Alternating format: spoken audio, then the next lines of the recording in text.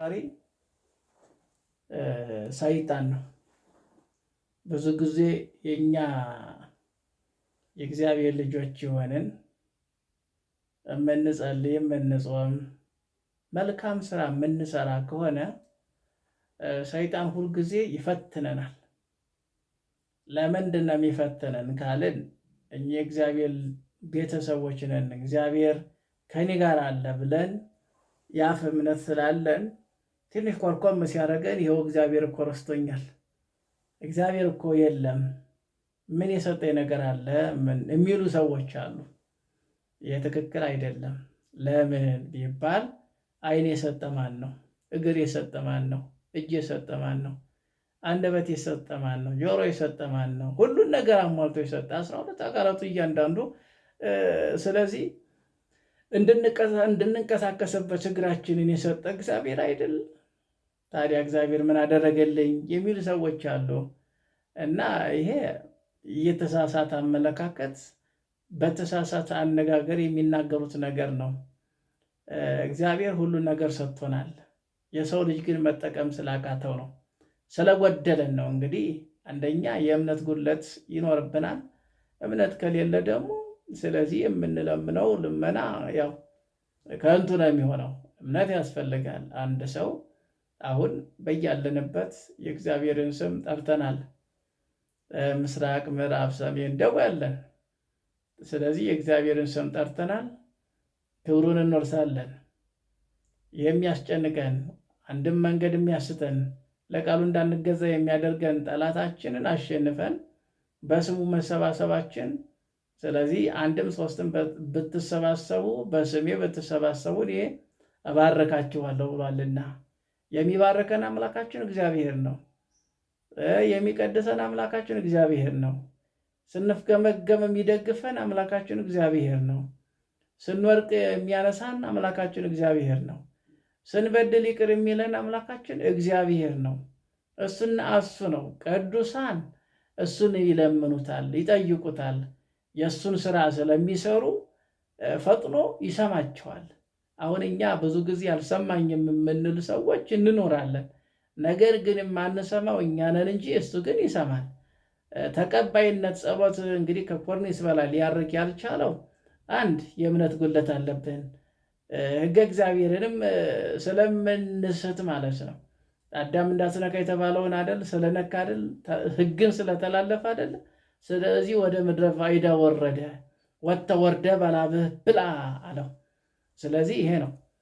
ቢጠብቅስ ያን ሕግ ትእዛዝ ቢጠብቅ ኖሮ እንደዚህ ያለ መከራ ስለዚህ ወጥቶ ወርዶ መብላት የለበትም ነበር። በተመቻቸ በገነት ውስጥ ነበር የሚኖረው። ገነትን እንዲለቅ አደረገው፣ ከገነት እንዲወጣ አደረገው፣ ስደተኛ አደረገው። ዛሬ ስደተኛ የሆኑ ወገኖቻችን አሉ አይደለም?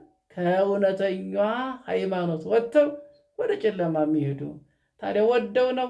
አንዳንድ ቁሳቁስ ስለሚያታልላቸው ስለሌላቸው በቃ እዚያኛው ይሰጣል እዚያኛው ይገኛል ብለው ይወጣሉ። ነገር ግን ነፍሳቸው ትጎዳለች፣ ነፍሳቸው ታዝናለች።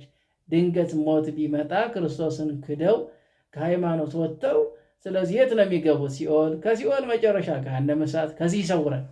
ከዚህ ለመዳን ነው፣ ከዚህ ለመውጣት ነው እኛ ዛሬ የምንጾመው የምንጸልየው፣ ወደ እግዚአብሔር አቤቱ ማረኝ የምንለው። እኔ ባለሁበት እግዚአብሔር አለ፣ እኔ ስሙን እጠራለሁ እሱ ይባርከኛል ብለን አይደለም የምንጸልየው። ስለዚህ እምነት የሚኖረው ይሄ ነው። እኔ ባለሁበት እግዚአብሔር አለ። አዎ በስሙ ተሰባስበናል። በስሙ መሰባሰባችን ለመጥፎ አይደለም። ዝም ብሎ ለወሬ የሚሰበሰቡ እኮ አለ። ወሬ በቃ አውርቶ ተሰብስበው ወሬ አውርተው የሚበተኑ ማለት ነው። እኛ አሁን እግዚአብሔርን ስሙን ጠርተናል። እንግዲህ ዳዊት ልበ አምላክ ቅዱስ ዳዊት ቢበድልም እንደገና ስለመተላለፉ ስለበደሉ ይቅርታ ጠይቋል። እኛም ስለበደላችን ስለመተላለፋችን እግዚአብሔርን ስለማሳዘናችን አቤቱ ይቅር በለን ብለዋል። ማረን ብለናል።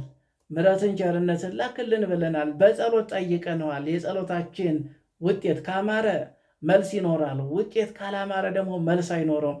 እንዲሁ ሰይጣን ሲያቀዣብረን ወዲያ ወዲህ ሲያውከን ነው የሚያድረው ማለት ነው። ነፍስን ሲያስጨንቃት ስለዚህ እግዚአብሔር ከኛ ጋር ከሆነ ደግሞ የሚያስጨንቀን አንዳች ነገር የለም። አምላካችን ጠባቂያችን እረኛችን ነውና እሱ ባይኖር እሱ ከኛ ቢርቅ ዋጋ የለንም። እኛ የሰይጣን መጫወቻ ነው የምንሆነው ማለት ነው። እና አንዳንድ ሰዎች የሚያነሱት ጥያቄዎች አሉ። የምንጸድቀው ሕግጋትን በመጠበቅ ወይስ በማመን ብቻ ነውን? እንግዲህ ሕግ ባለበት ሁሉ ጽድቅና ኩነኔ አለ። እንግዲህ ሕግ ባለበት ጽድቅና ኩነኔ አለ። ሕጉን የሚጠብቁ ይጸድቃሉ። የማንን ሕግ? የእግዚአብሔርን ሕግ። ሕጉን የሚጠብቁ ይጸድቃሉ፣ በረከትን ያገኛሉ። ሕግን ተላልፈው በደል የሚሰሩ ይኮነናሉ። ስለዚህ ቅጣት አለ ማለት ነው። ሕጉን የሚጠብቁ ጽድቅ ያገኛሉ፣ በረከትን ያገኛሉ። ሕግን የሚተላለፉ ግን ይኮነናሉ ማለት ነው። ለምን? ሕግን የሚጥሱ ሕግን የሚተላለፉ ስለዚህ ወደ ኩነኔ ቦታ ነው የሚሄዱት። እሺ ብትሉ ለእኔ ብትታዘዙ የምድርን በረከት ትበላላችሁ አለ። እምቢ ብትሉ ግን ብታምፁ ሰይፍ ይበላችኋል አለ። የእግዚአብሔር አፍ ይህን ተናግሯልና የሚለው የነቢዩ ኢሳያስ መልእክት ይህንን እውነት የሚያረጋግጥ ነው። በትንቢተ ኢሳያስ ምዕራፍ 1 19 እስከ 20 የተቀመጠ እሺ ብትሉ ብትታዘዙ የምድርን በረከት ትበላላችሁ እና እምቢ ካልንስ የምድርን በረከት ልንበላ አንችልም። የሰራንበት የወጣንበት የወረንበት እንኳን ብዙ ሰዎች ወጥተው ወርደው አልገዛም አልታዘዝም ብለው ያንን እንኳን ሊበሉ ተስኗቸዋል፣ ታስረዋል ማለት ነው። ስለዚህ የእግዚአብሔርን ሕግ የሚተላለፍ መጨረሻው ያው ይኮነናል፣ በደዌ ይመታል፣ በበሽታ ይመታል። ሕገ እግዚአብሔርን የሚጠብቅ ግን ከደዌ ከበሽታ ይድናል፣ ይፈውሳል ማለት ነው። ስለዚህ እሺ ብንል ዛሬ የእግዚአብሔርን ሕግ ብንጠብቅ በእውነተኛው መንገድ ብንጓዝ ዛሬ ትርምስምስ ይኖር ነበር። ዘረኝነቱ፣ ክፋቱ፣ ውሸቱ፣ አድመኝነቱ፣ ነገሩ እያንዳንዱ ወዘተ ይሄ ገባ ነበር፣ በእኛ ላይ ይኖር ነበር? አይኖርም። እሺ ስላልነው ነው። ብትወዱኝ አለ፣ አባታዊ ምክር ነው። ብትወዱኝ ትእዛዜን ጠብቁ አለ። ታዲያ እኔና እናንተ ትእዛዙን ጠብቀናል? ትእዛዙን እኮ አልጠበቅንም። ያው በከመ ምሕረትከ በቸርነቱ በይቅር ባይነቱ በአባትነቱ እየጠበቀን እንጂ እንደኛ ኃጢአት፣ እንደኛ ክፋት፣ እንደኛ ስራ ቢሆን ደቂቃ ባልሞላው እንጠፋ ነበረ። ግን የእሱ ቸርነት፣ የእሱ አባትነት፣ ይቅር ባይነት አባት ልጁን ለሞት አሳልፎ ይሰጣል? አይሰጥም። ልጁ ነዋ። ስለዚህ እንዳይነብል ነው የሚጠብቀው፣ ይንከባከበዋል። ከራበው ያበለዋል፣ ከጠማው ያጠጣዋል፣ ከበረደው ያለብሰዋል። ስለዚህ እያንዳንዱን ሞልቶ ይሰጣል። ዛሬ አምላካችን ፈጣሪያችን ኢየሱስ ክርስቶስ በዝናብ አብቅሎ በፀሐይ አብስሎ የሚመግበን አምላካችን እግዚአብሔር ነው። ታዲያ ያዳላል? አንተ እንትና ነህ አንተ እንትና ነህ ይላል? አይልም። ስለዚህ ለሁሉም እኩል አድርጎ ነው የሚሰጠው፣ ለጻድቁም ለኃጢአተኛውም በዚች ምድር ላይ ማለት ነው። ይቺ ምድር መልካም የምንሰራባት ከእግዚአብሔር ጋር የምንገናኝባት አንድም የምንጣለባት ቦታ ናት። ስለዚህ በዚች ምድር ላይ ነዋ መልካም ስራው መጥፎም ስራ የሚለየው። እዚያማ በቃ ስለዚህ ጭቅጭቅ የለ፣ ይግባኝ የለም። በትክክል የእግዚአብሔርን ሕግ የጠበቁ በቀኙ ይቆማሉ፣ ያርፋሉ። ሕግን የተላለፉ ግን ይኮነናሉ፣ በግራ ይቆማሉ። እናንተ ርጉማን ከእኔ ወግዱ አላውቃችሁም ነው የሚለን። ስለዚህ ይህ እንዳይሆን ይሄ እንዳይከሰት የእግዚአብሔርን ሕግ ብንጠብቅ ውጤታማ የምንሆነው እኛ ነን። ስለዚህ በረከት የምናገኘው እኛ ነን። ጠላትን ማሸነፍ እንችላለን። ጠላታችን ሰይጣን ነው፣ ሌላ አይደለም። ሰው ላይ ያድራል፣ ጓደኛ ላይ ያድራል። ስለዚህ የምትዋደዱ ሰዎች እንዳትዋደዱ ያደርጋቸዋል፣ እንዳትፋቀሩ ያደርጋቸዋል፣ እንዳትስማሙ ያደርጋቸዋል፣ እንዳትተማመኑ ያደርጋል። ይሄ ስራው ነው። ይህ ሰይጣን ስራ ነው። ሁልጊዜ ሰይጣን አይምሮ ውስጥና ልብ ውስጥ ሲገባ ማጠራጠርና ማወክ ነው፣ መንገድ ማሳት ነው። ለእግዚአብሔር እንዳንገዛ ማድረግ ስራው የእሱ ስራ ነው። ስለዚህ እሺ ብትሉ በትታዘዙ የምድር በረከት ትበላላችሁ። ዛሬ እሺ ስላላን ነው። ብትወዱን ትእዛዜን ጠብቁ አይደል ያለው። አዳም ቢጠብቅ ይህ ሁሉ መከራ ይደርስ ነበር? ከእሱ የመጣው ወደኛ ይተላለፍ ነበር? አይተላለፍም ነበር። ሕግ ተላለፈ። ስለዚህ ወደ ጨለማ ገባ፣ ወደቀ። ከጨለማ ግን ከልጅ ልጅ ተወልጄ አድናለሁ ባለው መሰረት እሺ ብሎ ታዞ መጣ። ስለዚህ አዳነው። በሲኦል ውስጥ የነበሩትን፣ በእስራት ውስጥ በጨለማ ውስጥ የነበሩትን ወደ ብርሃን ያመጣው አምላካችን ኢየሱስ ክርስቶስ ነው። ስለዚህ እኛም የእግዚአብሔርን የአባታችንን አባታችን እኮ ነው ብትወዱኝ፣ ይሄ ትእዛዝ እኮ ይሄ ትእዛዝ የሰው ልጅ ቢጠብቀው የት በደረስን ነበረ። ይሄ እኮ ልዩ ትእዛዝ እኮ ነው። ብትወዱኝ አለ። እሱ ወደደንና ከሰማያ ሰማያት ወረደ፣ ፍጹም አምላክ ፍጹም ሰው ሆነ። አዎ፣ ስለዚህ የሰውን ስጋ ለበሰ። ለብሶ እኮ ነው አዳምን ያዳነ፣ ጨለማ ውስጥ የነበሩትን እኮ ወደ ብርሃን የመለሰው እኮ። ስለዚህ ስለወደደን ነው። ታዲያ እንወደዋለን እኛ እኮ 24 ሰዓት እኮ ከኃጢአት እኮ አንርቅም። እንዲያው ትንሽ ጽድቅ ካለችን የጽድቁን እንደገና እጥፍ እናደርገዋለን። ይህ አያስኬድም። ስለዚህ ይህ ሊያስኬደን አይችልም እና አባታዊ ምክር ያስቀምጥልን። ብትወዱኝ ትእዛዜን ጠብቁ፣ እሺ ብትሉ ብትታዘዙ አለ። ዛሬ ሰይፍ እየበላን ያለው ምንድን ነው? ፍቅር ማጣት ሰይፍ ነው። አለመግባባት ሰይፍ ነው። አለመስማማት ሰይፍ ነው።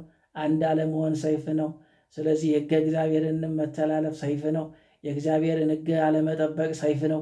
በእውነተኛው መንገድ አለም ይሄ ሁሉ ሰይፍ ሆኖብናል እና ኢሳይያስ የተናገረው ለዚህ ነው።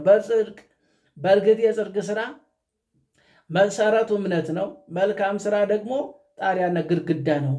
መሰረቱ ብቻውን ቤት እንደማይሆን እምነት ያለ ምግባር ከንቱ ነው። ስለዚህ አንድ ቤት ይሰራል፣ ዙሪያው ግንብ ከሌለው የሚደግፈው ከሌለ፣ ስለዚህ ያ ቤት ሊሆን አይችልም።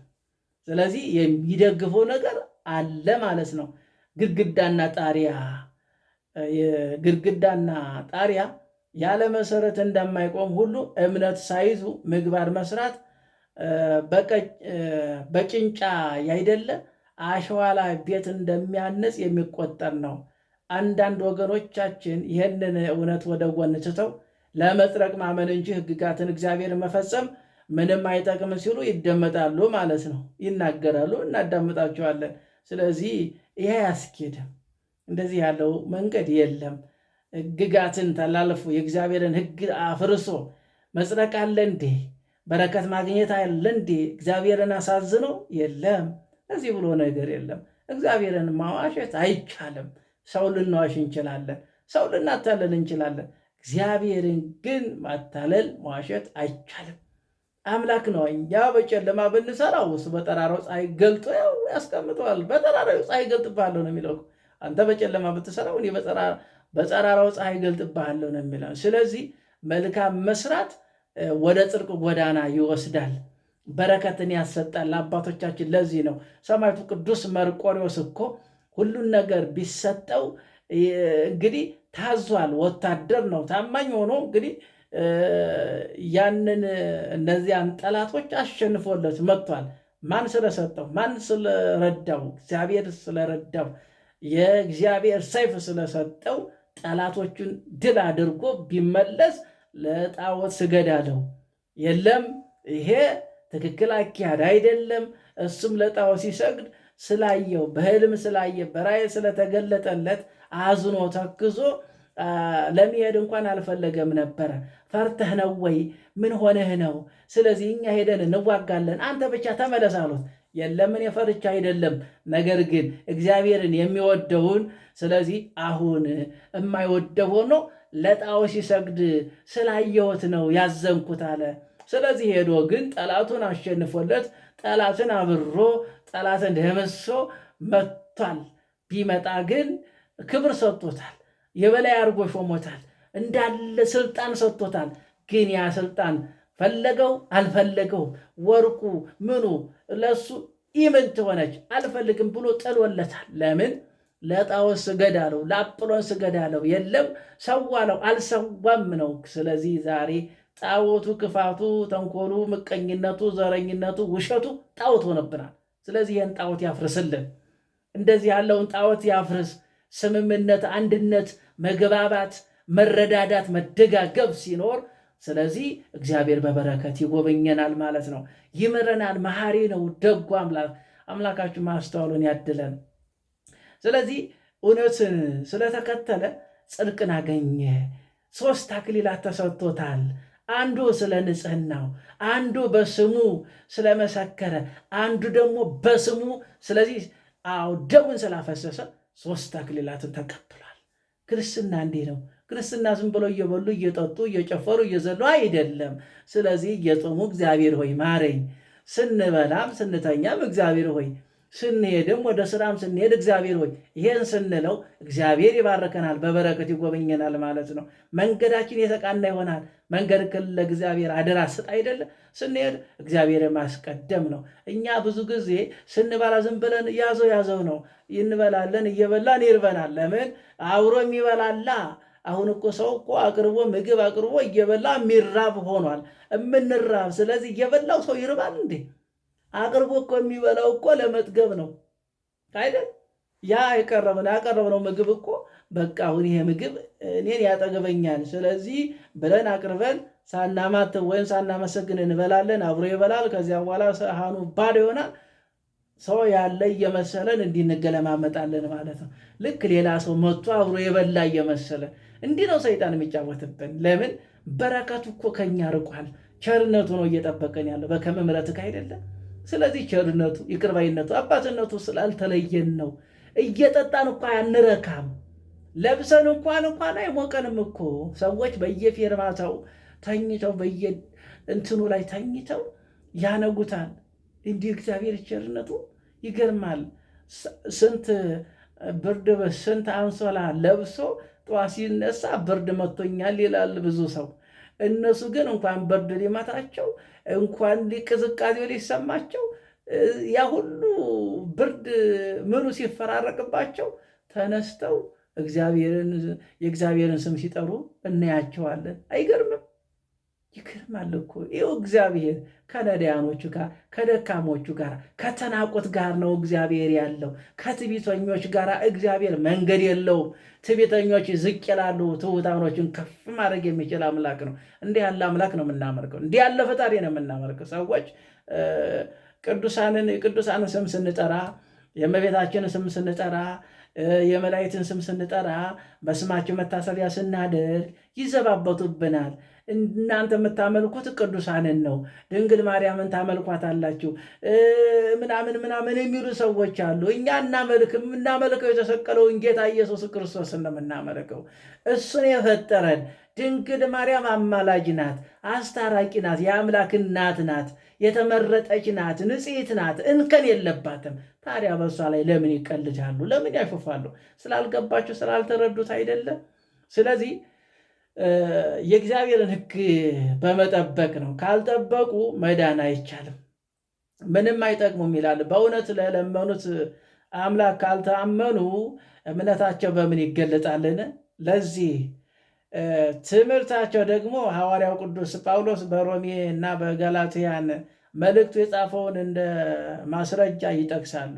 ለምሳሌ ሰው ያለ ሕግ ሥራ በእምነት እንዲጸድቅ እንቆጠራለንና ሮሜ 3:28 ላይ ሰው በኢየሱስ ክርስቶስ በማመን እንዲጸድቅ እንጂ በሕግ ሥራ እንዳይሆን አውቀን ሥጋ የለበሰ ሁሉ በሕግ ሥራ ስለሚጸድቅ እኛ ራሳችን በሕግ ሥራ ሳይሆን በክርስቶስ እምነት እንጸድቅ ዘንድ በክርስቶስ ኢየሱስ አምነናል። ገላትያን ምዕራፍ 2:16 ላይ የተቀመጠ ቃል አለ።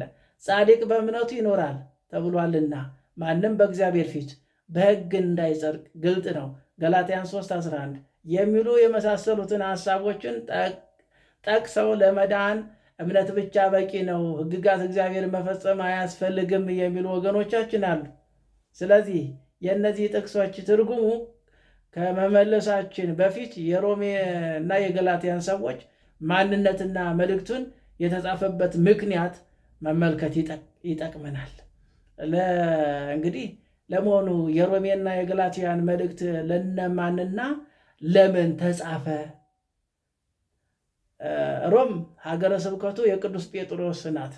በሮም ከሮማውያን ብቻ ሳይሆኑ አይሁድ ይኖሩበት ነበረ። አይሁድ እንዴት ወደ ሮም ሄዱ ለሚሉት ሰለሞን በኢየሩሳሌም በነገሰበት ዘመን በሮም ነግሶ የነበረው ንጉሥ የወለዳቸው ልጆች ሴቶች ብቻ ስለነበሩ በዚያ ዘመን በነበሩበት ባህላቸው ደግሞ ሴት ልጅ ብቻዋን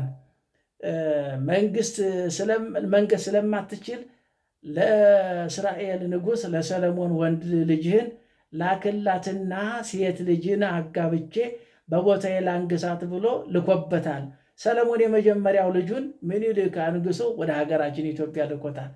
ልኮ ስለነበረ ሁለተኛ ልጁን አርዳሚስ ወደ ሮም ልኮታል። አርዳሚስ የሮም ንጉሥ ሴት ልጅ አግብቶ በሮም እንደነገሰ ታሪክ ይነግረናል ማለት ነው።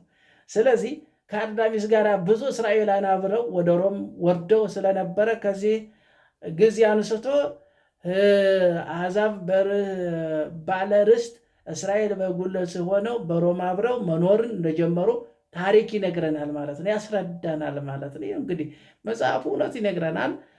የሰው ልጅ ግን ከእውነት ይርቅና በሐሰት ትርክ ይጓዛል ማለት ነው። ከዚያ በኋላ ወደ መለያየት ይመጣል፣ አለመስማማት፣ አንድ አለመሆን። ብዙ ጊዜ ወንጌል እውነት ይነግረናል፣ ወንጌል እውነት ያስረዳናል፣ ወንጌል በትክክለኛው እንድንሄድ ይነግረናል። ስለዚህ ሰው ግን በዚያ መንገድ ደግሞ አይሄድም። ስለዚህ ያ አይደለም። በትክክለኛ መንገድ ከሄደ የሰው ልጅ ውጤታማ ይሆናል፣ ይባረካል፣ በረከትን ያገኛል። ግንስ በተሳሳተ መንገድ የሚሄድ ከሆነ ግን ሕግ ተላላፊ ከሆነ ግን ቅጣት አለው፣ ይቀጣል። አሁን አንድ ሌባ ከሰረቀ፣ ስለዚህ በሕጉ መሰረት ቅጣት ይቀጣል። ለምን ሰረክ ይባላል፣ ይጠየቃል። እያንዳንዱ ይጠየቃል። ሌላም ተሰረቀ። አንዳንድ ጊዜ ሰዎች እናድጋለን ብለው በእንጀራ ውስጥ በዱቄት ውስጥ የተለያየ ያደረጉና ሰዎች በበሽታ እንዲመቱ ጀሶ ይደረግባታል፣ እንዳይደርቅ እንዳይበላሽ ያደርግበታል። አይ ሰው ታዲያ እነዚህ ምን ይባላሉ? ምን ይባላሉ? ሰው ራሱ ያንን ንጹህ አርጎ ንጹህ አዘጋጅቶ ንጹህ ሰርቶ ዋጋ ቢጨምር ምንም ችግር የለበትም እኮ። ገና ለገናው በቃ እናድጋለን፣ ብር እናገኛለን፣ እንሰበስባለን ሲል ሰው ይጎዳል። ብዙ ሰው እኮ በበሽታ የሚመታው ካንሰሩ ምናምኑ የሰው ልጅ እንደሚመታው ምንድን ነው? በእንደዚህ አካሄድ እኮ ነው፣ ሰው ቆም ብሎ ስለማይረዳ እና የእግዚአብሔርን ሕግ የሚተላለፍ ቅጣት አለው፣ ኮነኔ አለ። ስለዚህ ወደ ሲኦል ይገባል፣ ከሲኦል ወደ ገሃነም እሳት ይወረወራል። ስለዚህ መውጫ የለም፣ መውጫ ቀዳዳ የለም። እዚያ ከገቡ መውጣት አይቻልም። ግን ሲኦል ቢገባ መሰረታዊ ቅዱሳን አባቶቻችን አሉ። አባቶቻችን ያስቀመጠልን እንድንባረክበት፣ በረከት እንድናገኝበት፣ እኛ በጽድቅ መንገድ እንዲመሩን ነው። እውነተኞች አባቶች ዋኖቹን አስቡ የተባለው። ስለዚህ ዋኖቹ ከእግዚአብሔር ጋር ያገናኙናል። ሲኦል እንኳን ብትጣል ነፍሳችን መልካም ስራ ካለችን እንደዚያ እንደ ሽፍታው በመንግስት አስበኝ አይደል ያለው፣ በምትመጣበት አስበኝ።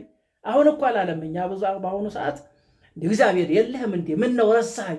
እንዲያንገጠን እኮ በቃ በድፍረት ቃል የምንነገር ምን ነው ረሳኝ? ልጅ አይደለሁም እንዴ? ለምንድነው የተነገኝ? ለምንድነው የረሳኝ እንለዋለን፣ የትዕቢት አነጋገር። ስለዚህ እንደሱ አይደለም። አምላኬ ፈጣሪ በድያለሁ፣ አጥፍቻለሁ፣ ይቅር በለኝ፣ ማረኝ እንልና እንጠይቀዋለን። ይቅርታ መጠየቅ አለብን። አንድ ሰው ከአጠፋ ያ ጥፋቱን አይ አጥፍቻለሁ፣ አይ በድያለሁ፣ ስለዚህ ይቅርታ ይጠይቃል አይደል? ስለዚህ አምላካችን ፈጣሪያችን ነው። እንደ ቁርባን እንጀራን አረገ። እግዚአብሔር ምን ነው ረሳኝ? ምን ነው አታድነኝም እንዴ? ልጅ አይደለሁም እንዴ? ለምን አላዳንከኝም? ለምንድን ይሄን ያለ የተቀመጥኩት? ለምንድን በቃ እንደዚህ ነው የምንለው። ስለዚህ ሕግ ተላልፈን እግዚአብሔርን አሳዝነን የእግዚአብሔርን መንገድ ስተን እንደገና እግዚአብሔር ላይ ማጉረምረም ይገባል አይገባም? አምላኬ ፈጣሪ ያንን የበደልነው በደላችንን መጀመሪያ ይቅርታ መጠየቅ አለብን አይደል? አባቶች ዘንድ እኮ የምንሄደው እኮ ከእግዚአብሔር እንድንገናኝ ነው። ወኪሎች፣ ድልድዮች ናቸው፣ መሻገሪያዎች ናቸው። ከእግዚአብሔር ጋር የሚያገናኙን ድልድዮች ናቸው። ስለዚህ ከእግዚአብሔር ጋር ካገናኙን ታዲያ እኛ የምንረቀው ለምንድን ነው? በስም ክርስቲያን አሁን እኮ ከእኛ ይልቅ አሸንጓሊት ተሽሏል። አልተሻለም? አሸንጓዴት እኮ ህፃናትን ያጫውታሉ። ያው እንደምታዩት ነው። እያንዳንዱ በአሁኑ ሰዓት ያው የሚታይ ጉዳይ ነው፣ ዝርዝር ውስጥም ባልገባ። ስለዚህ የሰው ልጅ ህጉን ትእዛዙን መጠበቅ አለ። እነዚህ በሮም ይኖሩ የነበሩት ሁለቱም ወገኖች ወደ ክርስትና የገቡት ደግሞ በሐዋርያው ቅዱስ ጴጥሮስ ስብከት ነው። ቅዱስ ጴጥሮስ ወደ ሮም ገብቶ ጌታ ከጽንስ ጀምሮ ያደረጋቸውን ተአምራትን ባስተማረ ጊዜ እስራኤል ከኦሪት ወደ ወንጌል፣ ከገቢረ ኃጢአት ወደ ገቢረ ጽድቅ፣ አሕዛብ ደግሞ ከአምልኮት ጣዖት ወደ አምልኮት እግዚአብሔር፣ ከገቢረ ኃጢአት ወደ ገቢረ ጽድቅ ተመልሰው አምነው ተጠምቀዋል ማለት ነው። ዛሬም የገባው የተረዳ ያወቀ ስለዚህ ያድነኛል ካለ መጥቶ ወንጌል ይነገረዋል፣ ያስተምሩታል። አባቶቻችን መምህራኑ ሊቃውንቱ በዚያ ትምህርት መሰረት ጸንቶ ቀኖና ይሰጠዋል፣ ንስሐ ይገባል። ከዚያ በኋላ ያ የተሰጠውን ቀኖና በስርዓቱ ይፈጽማል፣ ያንን ያደርጋል። ከዚያ በኋላ ያላመነ ከሆነ እንዲጠመቅ ያደርገዋል። ከተጠመቀ በኋላ አማና የሆነውን ስለዚህ የእግዚአብሔርን መንግስት የሚያወርሰውን የእሱን ስጋ የእሱን ደም ይበላል፣ ይጠጣል። ከዚያ በኋላ መንግስተ ሰማያትን ይገባል ማለት ነው። ክርስትና ማለት ይሄ ነው። አሁን በስም ክርስቲያን ነኝ የምንል ሰዎች አለን። ግን ታዲያ የክርስትናው ዓላማ ገብቶናል? ተረድተነዋል? አውቀናል? ካላወቅንስ ስለዚህ የሚያውቁትን አባቶችን መጠየቅ ነዋ። እኔ እኮ እንዲህ ነበርኩ፣ እኔ እኮ እንዲህ ነበርኩ የሚሉ ሰዎች አሉ። አይደለም፣ በነበርኩ ጊዜ መፍጀት አያስፈልግም። 120 ዘመን ተሰጥቷቸው በመቶው በልተን ጠጥተን ጨፍረን እንዲያ ብለን በ20 ንስሐ እንገባለን አሉ። አሁን የተሸወረው ትውልዱ ይህን አካሄድ ነው። አይ ቆይ ትንሽ ገንዘብ ልሰብስብ፣ ቆይ ገንዘብ ሰብስቤ ሀብት አከማችቼ መጨረሻ ንስሐ እገባለሁ ይላል። ስለዚህ ያንን እንደያዘው ጨበጥ አርጎ በሽታ ይዘዋል። ከዚያ በኋላ እያየው ሳይበላው በሽታ በበሽታ በበሽታ ይመታ ይሰቃይና ስለዚህ መጨረሻው ሞት ጥሎት ይሄዳል ማለት ነው፣ ሳይጠቀምበት። ለዚህ እኮ ነው ሀብታም ከሚጸድቅ ግመል በመልፌ ቀዳዳ ቢያልፍ ይቀላል አለ ቅዱስ ጌታ። ዛሬ እኮ ድሃው የሚሰጠው እኮ ስለገባው ስለተረዳ ነው። ለነገ አይልም። ነገ እግዚአብሔር ይሰጣል፣ ነገ እሱ ይሞላዋል ስለምንል እኮ ነው ያለንን እኮ የምንሰጠው። እሱ ደግሞ ያሳፍረንም። አሳፍሮን ያውቃል እንዲ አምላካችን? የለም፣ አያሳፍረንም። የሚያሳፍር አምላክ አይደለም፣ እውነተኛ አምላክ ነው። ሰጥቶ ቢዛቅ ቢሰጥ የማያልቅበት እግዚአብሔር ብቻ ነው። አንድ ምሳሌ አንዱ እንደው ስለት ይሰማል ብሎ ይሄድና ቤተክርስቲያን ሰዎች እንደሚጸልዩት ይጸልያል። ስለዚህ ሌሎቹ እንደ በዚህ ቦታ ውሰደኝ፣ እንደ በዚህ አድርግልኝ፣ ይሄን አድርግልኝ ይላሉ እና ተሰብስበው ሲጸልዩ እሱ ደግሞ ተንጠራራና እንደው እግዚአብሔር ሆይ እንደው የምነካው እጄ የሚነካው ወርቅ ይሁን ብሎ ስለዚህ ተንጠራርቶ ስለቱን ያቀርባል። ከዚያ በኋላስ ከዚያ ወረድ ሲል እጁ ነው እንግዲህ እምነካ ሁሉ ወርቅ ይሆናል። የተባረከች እጅ ሰውን ታድናለች። ስለዚህ ሰውን ትፈውሳለች። ዶክተርም ቢሆን ያው የተባረከች እጅ ከሆነ ነው። አባቶቻችን የተባረከ እጅ ስለሆነች መስቀሉን ይዘው ሲዳበሱን ደዌ በሽታ አጋንንቱ ይሄ ኮተታ ኮተቱ ይወገዳል። የተባረከች እጅ ስለዚህ የሰው መድኃኒት ትሆናለች። ያልተባረከች እጅ ደግሞ ሌላ ነው።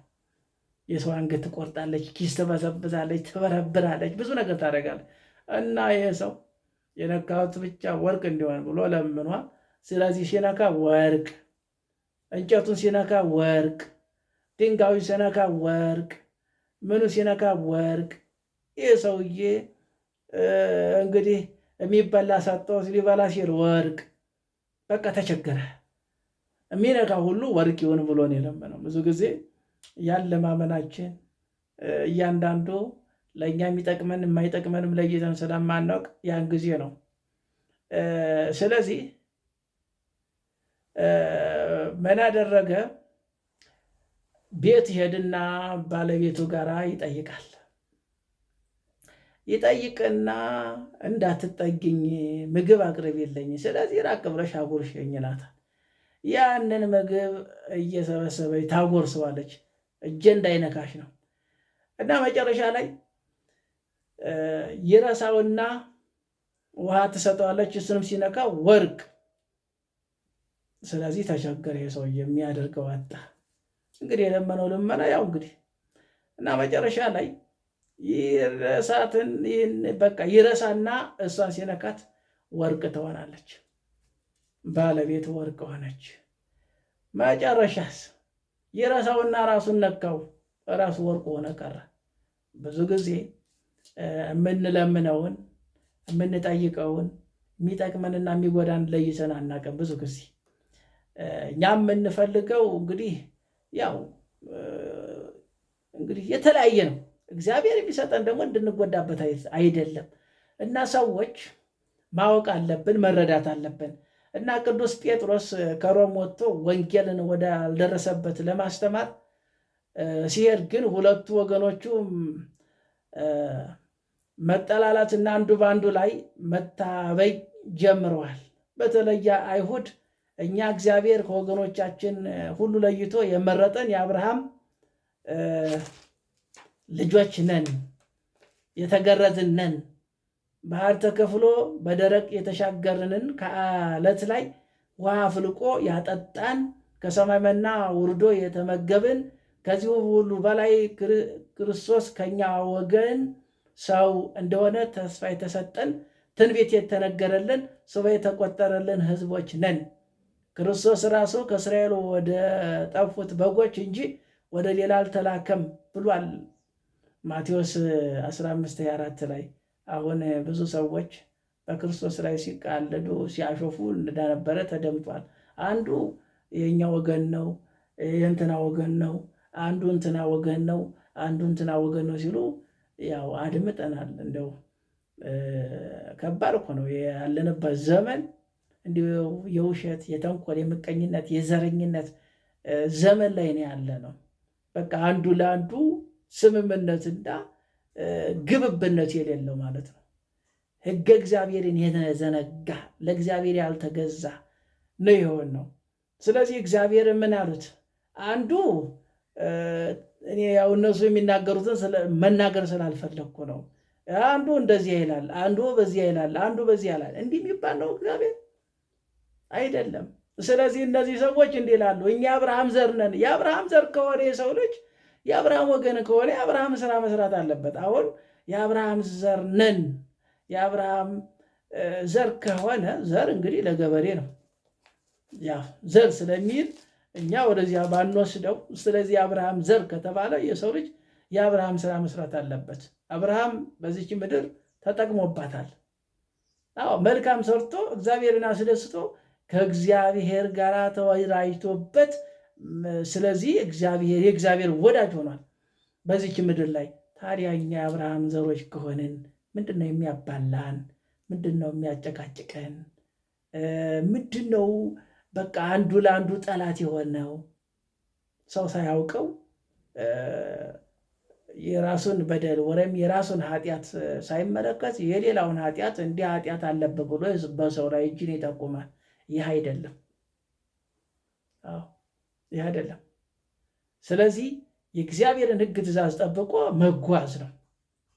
ሕጉን ጠብቆ ካልተጓዘ የሰው ልጅ ያው አወዳደቁ ከፋ ነው የሚሆነው። እንግዲህ አንድ ሰዓት ይሆናል መሰለኝ እያለ ይዘጋል። እንግዲህ አንድ ሰዓት ይሆን የቲክቶክ የሚባል እንትን ያው እንግዲህ ያው አንድ ስንት ቀን ነው የከፈትኩት። እንደዚያ ነው ዩቲዩብ ላይ ነው ለእኔም ብዙ ጊዜ እንትን የሚለኝ። ዩቲዩብም አሁን ደግሞ እየተጻረረ ነው ያለው። ፌስቡክ አለ። ፌስቡክ ደግሞ ያው አብዛኛው በዚያ የማይገቡ ሰዎች ስላሉ ብዙ ጊዜ የሚቀናቸው ዩቲዩብ ነው ብዛት ያላቸው። ለምን ፌስቡኩንና ቲክቶኩን እኛ አንወደውም ይላሉ። ያ መንፈሳዊ ነገርም አለው። ከመንፈሳዊ ወጣ ያለ አካሄድም ደግሞ አለ። አዎ አስተማሪ እኮ እግዚአብሔር እኮ ነው። ሰው እኮ አይደለም የሚያስተምረው፣ ሰው አይደለም። ስለዚህ አስተማሪ እግዚአብሔር እንጂ ሰው የሚያስተምር አይደለም። የሚመክረው እግዚአብሔር፣ አስተማሪ እግዚአብሔር፣ ገሳጩ እግዚአብሔር፣ ሁሉን ነገር አድራጊው እግዚአብሔር ነው። የሰው ልጅ ቆም ብሎ ማሰብ ነው። ለምን ሰውን ከመናገር መጀመሪያ እኔ ማን ነኝ ማለት ጥሩ ነው። እኔ ማን ነኝ? እኔ የምናገረው ምንድን ነኝ? እኔ አውቄ ነው ወይ የምናገረው? ስለዚህ ካላወቁ አርፎ መቀመጥ ነዋ። እንደዚያ ነው የሚቻለው።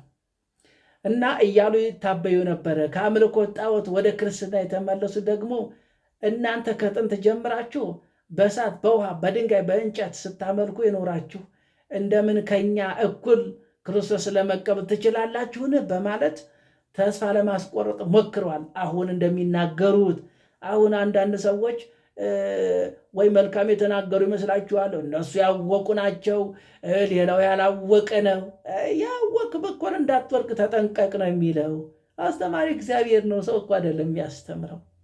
ስለዚህ እንደዚህ ያለ አኪያር ነው አሁንም ያለው። እንዲህ ነው። አይኔ በቃ እኔ ነኝ፣ እኔ ሊቃውንት ነኝ፣ እኔ መምህር ነኝ፣ እሱ ሌላ ነው። አይ ወዳጅ አትሳሳት። በተሳሳተ አመለካከት ከተመለከት ይሄ ሰይጣናዊ አካሄድ ነው፣ ሰይጣናዊ አመለካከት ነው። መጀመሪያ ራስን መመርመር ነው። ራስን መመርመር ነው። ብዙ ጊዜ ገባ ትላላችሁ፣ ያው እንድነግራችሁ ስለምትፈልጉ ነው። እኔ ደግሞ ከተናገርኩ ደግሞ ያው ራሳችሁን እስከሚመታችሁ ድረስ ነው የምነግራችሁ። ስለዚህ ሮማውያን በአንጻሩ አይሁድን እናንተ የሁሉ ቸርነት ተደርጎላችሁ ሳለ አምላካችሁን ስታሳዝኑ ወደኋላ ተመልሳችሁ ጣዖት ስታመልኩ ነው የኖራችሁ። በክፉ ስራችሁ እግዚአብሔር ለጨካኞች ገዦች አሳልፋችሁ የሰጣችሁ ከዚህ ሁሉ በኋላ ለይቅርታ ወደ እናንተ ቢመጣ በመስቀል የሰቀላችሁት ናቸው። እኛ ግን ዜናውን ከሰማን ጊዜ ጀምሮ አመን እንጂ ቸልም አላልንም። ቀድሞም ቢሆንም በአምልኮተ ጣዖት የኖርነው እንደናንተ የሚያስተምረን ነቢይ መምህር ስላልተላከልን ነው። ስለሆነ ልንመሰገን የሚገባ እኛ ነን። እናንተ ግን አውቃችሁ ስለ አመፃችሁ ምሕረት አይገባችሁም እያሉ የወቅሷቸው ነበረ። ቅዱስ ጳውሎስ በቆሮንቶስ ሳለ ይህንን ክርክር ስለሰማ የሮሜ መልእክትን ጽፎ ልኮላችኋል ማለት ነው። ዛሬ ክርክር እንደምናነሳ ማለት ነው። እየተከራከርን ይህ መከራከሩ መበላላላቱ እኔ እንትና ነኝ እኔ እንትና ነኝ። ስለዚህ ከጣዖት አምልኮት፣ ከክፋት፣ ከዘረኝነት፣ ከተንኮል መጀመሪያ መጥራት አለበት። አንድ ሰው የራሱን ኃጢአትን ሳያጸዳ አንተ ኃጢአተኛ ነህ ብሎ ሰው ላይ መፈረጅ ይህ ትክክል አካሄድ አይደለም። የሰውኛ አነጋገር አይደለም። ይህ ሰይጣናዊ አነጋገር፣ ሰይጣናዊ አመለካከት፣ ሰይጣናዊ አስተሳሰብ ስለሆነ ማለት ነው። ቆም ብሎ ማሰብ ይገባዋል የሰው ልጅ። አያችሁት እንዴት ሲከራከሩ እንደነበር። እናንተ እግዚአብሔርን አሳዝናችሁታል፣ እግዚአብሔርን በድላችሁታል፣ እግዚአብሔርን ትታችሁ ጣዖት አምልካችኋል። እኛ ግን መምህር አባት ስለዚህ ስላልተላከልን ነው የነበርነው እያሉ ነው እየተከራከሩ ያሉት። አያችሁት? የሰው ልጅ ሊገባ ይገባል፣ ሊያውቅ ይገባል። ሕገ እግዚአብሔርን የሚዘነጋ ከሆነ መጀመሪያ ከመጽሐፉ መጀመሪያ ምንድን ነው የምለው? ይሄ ትክክል ነው እየጻፍኩ ያለሁት ወይስ ትክክል አይደለሁም ብሎ መመርመር አለበት። አዎ አስተማሪ እግዚአብሔር እኮ ነው፣ መካሪ እግዚአብሔር እኮ ነው፣ ሰው አይደለም እኮ። ስለዚህ ከእግዚአብሔር ጋር የሚያገናኙት አባቶቻችን ቅዱሳን ሰማዕታቱ፣ ቅዱሳን መላእክት፣ ቅዱሳን ነቢያት፣ ቅዱሳን ሐዋርያት፣ ቅዱሳን አባቶቻችን። ስለዚህ እውነተኛው መምህር ወንጌልን ይሰብካል። ወንጌል አይደለም ወንጌል፣ ትክክለኛ ወንጌል ከእግዚአብሔር ጋር የምንገናኝበት፣ የምንታረቅበት፣ በረከት የምናገኝበት፣ የጽድቁን መንገድ የምናገኝበት፣ ከእግዚአብሔር ጋር የምንገናኝበት፣ ጠላትን የምናሸንበት። ስለዚህ አምነን የክርስቶስን ወንጌል ስናዳምጥ ውጤታማ እንሆናለን። ሰው ታዲያ ሳይገባው ሰው ላይ ምን ማለት መፈረጅ የለበትም ማለት ነው። የእግዚአብሔርን ሕግ ትእዛዝ መጠበቅ አለበት። የምሕረት አባት የይቅርታ ባለቤት አባታችን ምሕረቱን ቸርነቱን ይላክልን እና በተመሳሳይ መልኩ በገላትያ የነበሩ ምዕመናን በቅዱስ ጳውሎስ ትምህርት ከአምልኮተ ጣዖት ወደ አምልኮተ እግዚአብሔር፣ ከገቢረ ኃጢአት ወደ ገቢረ ጽድቅ ከተመለሱ በኋላ ቅዱስ ጳውሎስ ወንጌልን ወዳልደረሰበት ለማስተማር ሄደ። እንግዲህ ወንጌል አሁን ብዙ ጊዜ ያልተማሩት አባቶቻችን እናቶቻችን ምንድን ነው የሚያደርጉት? ጣዖት ያመልካሉ። ወረንትቻው ጨሌው ምናምን ያደርጋሉ ሳይገባቸው ማለት ነው። ያልተረዱት አሁን ቢረዱት ኖሩ አሁን ቤተሰቦቻችሁ ጨሌ ያደርጋሉ። ጥቁር ዶሮ፣ ጥቁር በግ፣ ነጭ በግ፣ ነጭ ኮርማ፣ ነጭ ዶሮ ይህ ሁሉ ይደረጋል። ይህ ትክክል አካሄድ እኮ አይደለም። ስለዚህ ወንጌል ቢነገራቸው ታዲያ ያደርጋሉ? ቢማሩ ቢገባቸው ያደርጋሉ? አያደርጉም። ስለዚህ ስላላወቁ የሚያስተምራቸው ስለሌለ ነው። እና ይህንን ነው ከዚያ ሲመለስ ኢየሩሳሌም ሲደርስ አይሁድ ይዘው ስላሰሩት ዳግመኛ ወደ ገላትያን ሳይመለስ ቀርቷል። በዚያ መካከል ግን ሐሳውያን ሐሰተኛ ወንድሞች የተባሉት ወገኖች ተነስተው ወንጌልን ያለ ኦሪት፣ ጥምቀት ያለ ግርዘት፣ ክርስቶስን ያለ ሙሴ ከንቱ ናቸው እያሉ ከአምልኮተ ጣዖት ወደ ክርስትና የተመለሱትን ምዕመናን አውኳቸዋል። ቅዱስ ጳውሎስ ይህንን ሁኔታ ስለሰማ መልእክቱን ጽፎ ልኮላቸዋል ማለት ነው። እንግዲህ ሐዋርያው ቅዱስ ጳውሎስ በፊት ምንድን ነበረ? መጨረሻ ሲመለስስ እግዚአብሔር ሲጠራው አያችሁት? እንዲህ ነው። ደካማውን ብርቱ የሚያደርግ አምላክ ነው። ያልገባው እንዲገባው የሚያደርግ አምላክ ነው።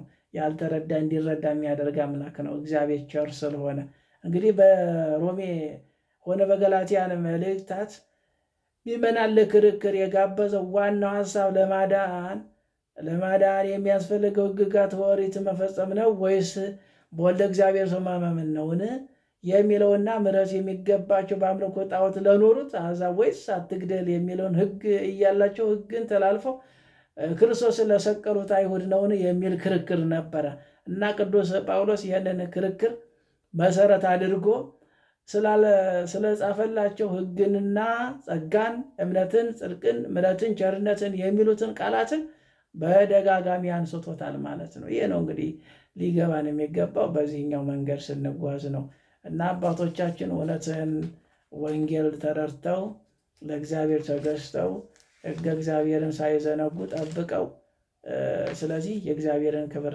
ወርሰዋል ማለት ነው እና እኛም የእግዚአብሔርን በረከት እግዚአብሔር በምሕረቱ በቸርነቱ ጠብቆ ለዚህ ያደረሰን አምላክ መሐሪ ይቅር ባይ የሆነው አባታችን ይቅር ይበለን፣ ለቃሉን ተገዢ ያድርገን፣ ሕግ ትእዛዙን እንድንጠብቅ እሱ ይርዳን፣ አገራችንን፣ ሃይማኖታችንን፣ አንድነታችንን ከጥፋት ይጠብቅልን።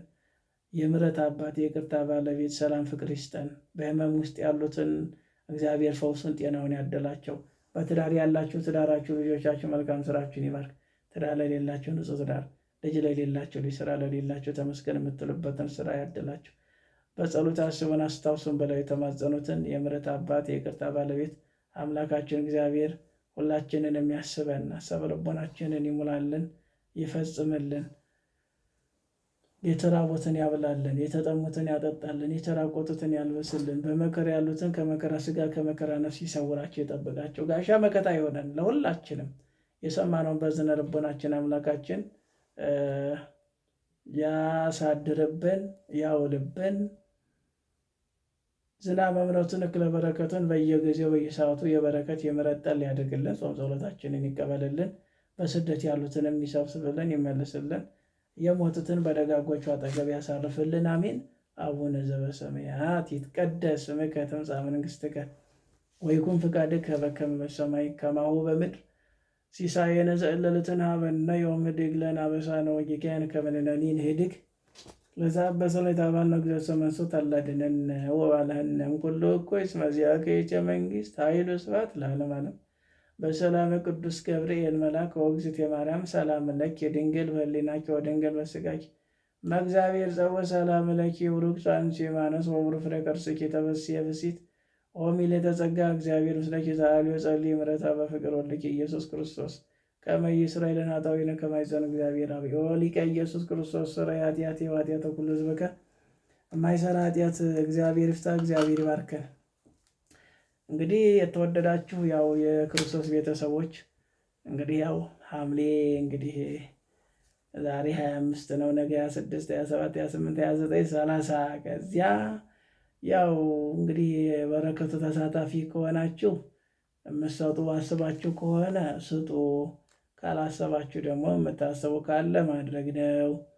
ሐምሌ እንግዲህ ያው ብናደርግ መልካም ነው ብዬ ነው የምመኘው ማለት ነው። ያው የአባቶቻችን የእናቶቻችን በረከት እንድናገኝ የተራቡትን ማብላት፣ የተጠሙትን ማጠጣት ቀላል አይደለም። ወንጌል የምንማረው ወንጌል የምንሰማው ይህንን ነው። ለዚህ እንድንበቃ ነው ይህንን ያደረጉት አባቶቻችን። ስለዚህ ያው እግዚአብሔርን አስደስተውታል። እንግዲህ አባቶቻችን ደጋግ አባቶቻችን ደጋግ እናቶቻችን መልካም ሰርተው አልፈዋል። ስለዚህ እኛም ያንን ለማድረግ የምታደርጉ ካለ ያው መሳተፍ ገና ጾሙ ሲገባ የተናገርኩት ነገር አይደለ። ስለዚህ ያንን ለማድረግ ካሰባችሁ አድርጉ። ያው በተለመደው እንግዲህ 10632163 የንግድ ባንክ ነው። በዚህ ማስገባት ትችላላችሁ። የበረከቱ ተሳታፊ የምትሆኑ ከሆነ ይሄ ነው። እኔ እያስገደልኩ አይደለም፣ ግን አንድ ሁለት ሰው እንግዲህ ለበረከት ብለው ትንሽ ትንሽ ያላቸውን ሰጥተዋል። ያ ግን አይበቃም። ስለዚህ የምታረጉ ካለ ያው ማሳሰቢያ ነው። ሰው ለሰው አስታዋሽ አይደል? ስለዚህ ያለን ለማድረግ ካለ ያ ማድረግ ትችላላችሁ ማለት ነው። እና የቅዱሳን አምላክ ቅዱሱ ጌታ እግዚአብሔር ሁላችንንም ይርዳን፣ ሁላችንም ይጠብቀን።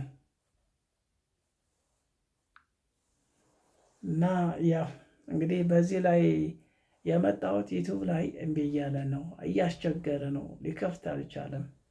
እንግዲህ የኛውም ወደ እናንተ ከገባ እንግዲህ የምታዳምጡት ከሆነ መጨረሻው ድረስ ያው አድምጡት እና የበረከቱ ተሳታፊ ያው የምትሆኑ ካላችሁ ያው አድርጉ ነው።